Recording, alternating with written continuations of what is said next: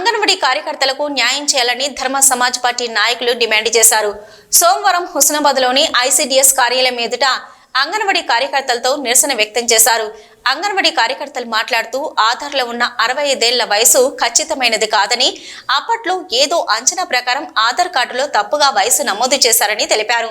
వయసు నిర్ధారించడానికి ప్రభుత్వ ఆసుపత్రిలో బోన్ టెస్ట్ జరపకుండా ఏ విధంగా రాజీనామాలు చేయిస్తారని అన్నారు. వారసత్వంగా తమ కుటుంబ సభ్యులకు అంగన్వాడీ పోస్ట్ ఇవ్వాలని, పదవి విరమణ బెనిఫిట్స్ కింద 2 లక్షల రూపాయలు ఇవ్వాలని అన్నారు. గత 30-40 సంవత్సరాలుగా అంగన్వాడీ వృత్తి చేస్తున్నామని, ఇప్పుడు రాజీనామా చేయమంటే ఏ విధంగా బ్రతకాలని ప్రశ్నించారు.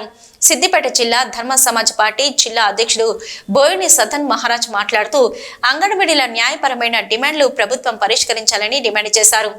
ఏదైనా జరిగేంత వరకు ధర్మ సమాజ్ పార్టీ అంగన్వాడీ కార్యకర్తలకు అండగా ఉంటుందని భరోసా ఇచ్చారు. ఏం జరిగినా ధర్మ సమాజ్ పార్టీ అంగన్వాడీ కార్యకర్తలకు అండగా ఉంటుందని భరోసా ఇచ్చారు.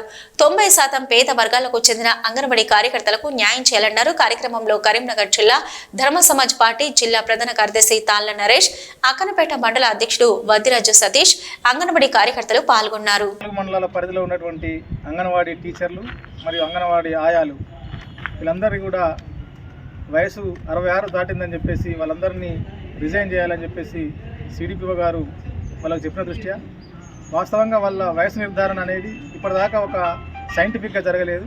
కేవలం ఆధార్ కార్డు ప్రకారంగానే ఏదో అందాజ పట్టేసినటువంటి ఆ వయసు రీతినే వీళ్ళందరి వయసు 66 దాటుతుందని చెప్పేసి వీళ్ళు చెబుతూ ఉన్నారు. అయితే మనమేమంటామంటే దీన్ని సైంటిఫిక్గా నిర్ధారించి ఖచ్చితంగా 66 దాటిన వాళ్ళకు మాత్రమే అది ఏదవుతుందో ఆ రిటైర్మెంట్ స్కీమ్ అమలు చేయాలని చెప్తా ఉన్నాం.